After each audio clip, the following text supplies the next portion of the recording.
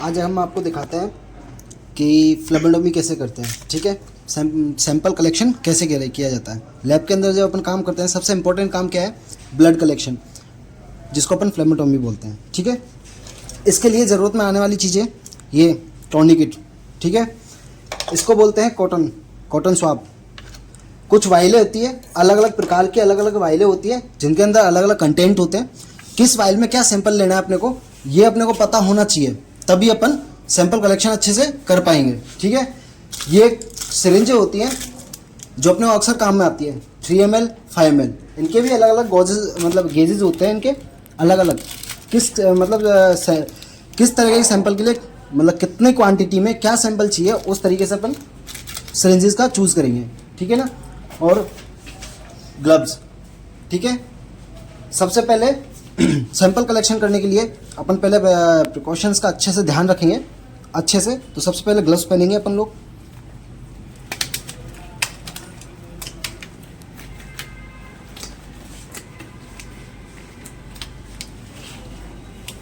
आगे चल के सबको ये चीज़ ध्यान रखनी चाहिए। ठीक है,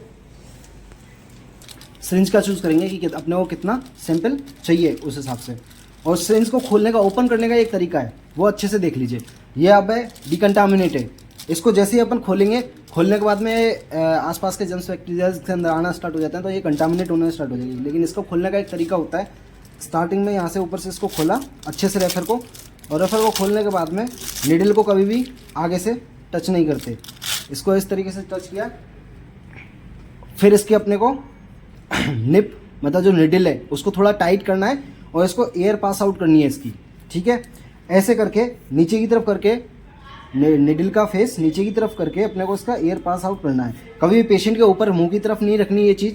क्योंकि इसमें कई बार ब्लॉकेज होता है, और ब्लॉकेज होने के कारण जैसे ही अपने को आगे की तरफ सक करेंगे, एयर पास करेंगे, तो निकल के सीधा पेशेंट के मुंह पर भी जा सकता है, तो वो चीज़ गलत है। ठीक है, इसको नीचे की तरफ करें और करने के बाद इस तरीके से इसकी एयर पास आउट करें। पूरी एयर पास आउट होने के बाद में अपने एक बार चेक कर लीजिए। उसके बाद में निडल का हल्का सा कैप खोलना है और फिर इसको प्रॉपर्ली तरीके से इस तरीके से रखना है। और जितना सैंपल जिस वाइल के अकॉर्डिंग अपने को चाहिए, वो सारी वाइलें अपने पास मौजूद होनी चाहिए, जिस तरीके से अभी मैंने सारी वाइलों को कलेक्ट करके रखा हुआ है। फिर अपन पेशेंट के मतलब पेशेंट अपने पास आएगा तो अपन क्या करेंगे, पेशेंट का पहले देखेंगे बिल में क्या है, उसके क्या क्या टेस्ट हैं, क्या क्या टेस्ट नहीं है, उससे बैठाएंगे आराम से। जिस तरीके से अभी सैंपल कलेक्शन चेयर पर इनको बैठा रखा है हम लोगों ने। ठीक है, बैठाने के बाद सबसे पहले अपना काम क्या है, पेशेंट से मतलब क्या है कि मतलब स्लिप्स ऊपर करवाना अच्छे से, और करवाने के बाद में पैम्पलेट करना है वेन्स को। ठीक है, वेन्स को देखना है। फिर जब वेन्स ना मिले, फील ना हो, तो अपने को टॉर्निकेट अप्लाई करना है कम से कम 3 to 4 इंचेस ऊपर। ठीक है, एल्बो से किया। टॉर्निकेट अप्लाई करने के बाद में मुट्ठी बंद करवाना पेशेंट से, और इस तरीके से वेन्स अपने को पैम्पलेट करवानी है। उभरी हुई अपने को वेन्स ढूंढनी है। ठीक है, अच्छे से फील करना है वेन को, और फील करने के बाद में अपने को कॉटन स्वाब लेना है। कॉटन स्वाब लेने के बाद में अपने को उस साइड को, जिस साइड को अपन ने अच्छे से मेजर किया है, अच्छे से ढूंढा है कि इस जगह से अपने को सैंपल लेना है, सैंपल कलेक्शन करना है, उस जगह को अच्छे से क्लीन करना है। क्यों क्लीन करना है, सबको पता है, बैक्टीरिया और जर्म्स वगैरह से फ्री करने के लिए। इसको क्लीन करने के लिए ये तरीका बिल्कुल आजमाए नहीं। ये वाला तरीका जो होता है, रगड़ दिया बस हो गया साफ, ऐसा नहीं करते। इसको कभी साफ करने का, किसी भी साइड को साफ करने के लिए एक प्रॉपर तरीका होता है। वो तरीका है इसको राउंड तरीके से, इस तरीके से साफ करना। ठीक है, इसको क्लीन करना। क्लीन करने के बाद में कभी भी ये गलती मत करना कि दोबारा इसको टच करो। दोबारा इसको टच करोगे, दोबारा से ये क्या होगी, कंटामिनेट हो जाएगी। फिर दोबारा तुम्हें डिसकंटामिनेट करना पड़ेगा इस तरीके से। ठीक है, हमेशा इसको राउंड शेप में तुम साइड को साफ करोगे। साफ करने के बाद अपने जो पहले से प्रोसेस की हुई अपने पास निडल है, इस निडल का कैप हटाइए आसानी से, और कैप हटाने के बाद में अपने को आहिस्ते से इस तरह से वेन में पकड़ के और निडल को इंजेक्ट करना है। निडल को इंजेक्ट करते ही निडल के इस निप पर अपने को ब्लड शो हो जाएगा, ब्लड शो होगा, और इस तरीके से अपने अंगूठे से इसको प्रेस करना है, थंब से, अपने लेफ्ट थंब का इस्तेमाल करना है, लेफ्ट हैंड के, और इन 2 फिंगर्स और थम्स के अकॉर्डिंग, राइट वाले के, अपने को पिस्टन को पुल करना है पीछे की तरफ। क्या करना है, पीछे की तरफ खींचना है धीरे धीरे, और धीरे धीरे जैसे जैसे अपन खींचेंगे वैसे वैसे अपने को ब्लड आता दिख जाएगा। देखिए आपको दिख रहा होगा ब्लड आता हुआ, दिख रहा है, सबको दिख रहा है। अब जिस तरीके से ब्लड आएगा अपने को, जितनी क्वांटिटी में जो जितना ब्लड चाहिए उस तरीके से अपने ब्लड ले लेंगे पेशेंट का, ठीक है। अपने को बिल होगा तो अपने को पता रहेगा कि किसमें क्या है, मतलब रिक्वेस्टिंग फॉर्म जो भी होगा उसमें पता रहेगा कि कितना ब्लड है, और लेना है तो इस तरीके से बिल्कुल धीरे धीरे धीरे धीरे शक करते हुए लेना है, ठीक है। उसके बाद में अपने को कॉटन लेना है और कॉटन को इधर रखना है इस तरीके से।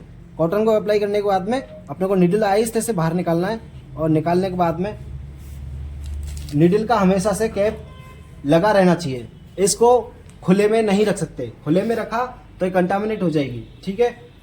इस तरीके से निडल को आराम से कैप में लगाएंगे और फिर इसका टॉर्निकेट खोल देंगे। टॉर्निकेट ओपन करते ही मुट्ठी खोलिए, पेशेंट को एल्बो को फोल्ड करने के लिए बोलेंगे, और सबसे पहला काम अपना होगा वाइल्स में अपने को ऑर्डर ऑफ ड्रॉ के अकॉर्डिंग सैंपल रिसीव करना, ठीक है।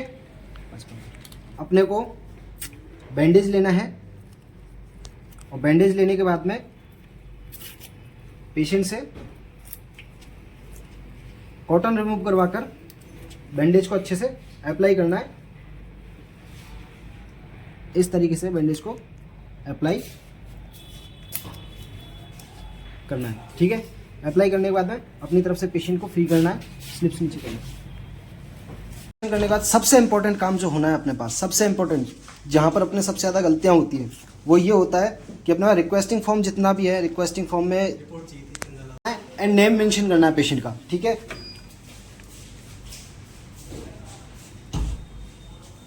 और जो भी अपने पास रिक्वेस्टिंग फॉर्म में नंबर होगा वो नंबर डालना है पेशेंट का, जिस तरह से मैं अभी डाल रहा हूँ।